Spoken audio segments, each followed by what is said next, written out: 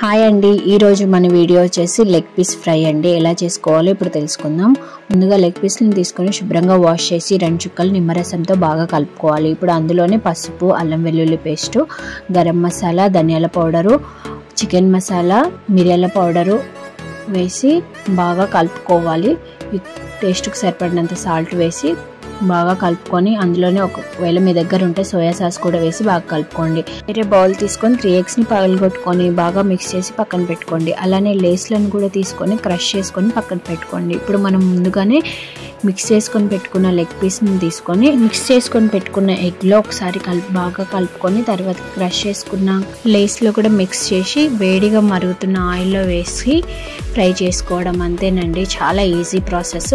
ఒకేసారి కాకుండా ఒక సైడ్ ఫ్రై అయ్యాక ఇంకో సైడ్ తిప్పుకోండి. ఇలా కనుక చేశారనుకోండి జన్మలో మర్చిపోరు, మళ్ళీ తినాలనిపిస్తుంది. మరి ఆలస్యం ఎందుకు, మీరు ట్రై చేయండి. Thank you for